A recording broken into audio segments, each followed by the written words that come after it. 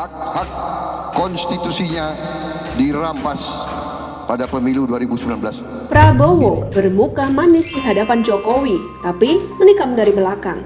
Oleh Hermanto Purba dari Siword.com. Pilpres 2014 menjadi awal ketegangan antara Jokowi-Prabowo. Jokowi yang sebelumnya kurang diperhitungkan itu secara mengejutkan mampu mengalahkan Prabowo di ajang kontestasi 5 tahunan itu. Prabowo yang nampak lebih kekar, tajir, dan lebih terampil dalam berpidato itu ternyata tidak serta-merta mengantarkannya duduk di singgasana RI1.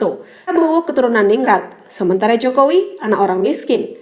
Prabowo seorang pendiri dan ketua umum partai, sementara Jokowi hanya sekedar kader biasa. Ia bahkan tidak memiliki jabatan apapun di partai yang dapat ia banggakan. Tapi dalam segala kekurangan dan keterbatasannya, ia mampu menumbangkan Prabowo. Mungkin hal itu pula yang membuat Prabowo seakan tidak dapat menerima kekalahannya. Ada orang yang tampilannya deso, tapi mampu mengalahkan sosok raksasa yang notabene memiliki segala-galanya. Jika saja yang mengalahkannya SBY misalnya, mungkin ia tidak akan segalau sesaat ketika lembaga survei mengumumkan hasil quick count-nya. Kemenangan kita agar kebohongan yang sudah dilakukan bisa dilawan. Maka jalan satu-satunya adalah dengan senantiasa memusuhi sang lawan. Jika Jokowi A, maka Prabowo harus B. Jika Jokowi C, maka Prabowo harus D.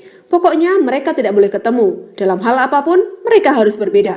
Demikianlah permusuhan Prabowo dengan Jokowi begitu awet sejak Pilpres 2014 yang begitu hiruk itu, setidaknya hingga Pilpres 2019 yang dipenuhi politisi sara itu. Tidak ada satu hari pun terlewat bagi Prabowo dan segenap kadernya sejak 2014 hingga 2019 tanpa mengkritik tajam, melecehkan, hingga memfitnah Jokowi dan pemerintahannya yang ia pimpin. Sesuai konstitusi, dalam rangka membela kedaulatan rakyat yang hak-hak konstitusinya dirampas pada pemilu 2019 ini. Semakin Pilpres 2019 mendekat, semakin gencar pula fitnah, hinaan, dan cercaan disampaikan kepada Jokowi. Makin Pilpres 2019 diambang pintu,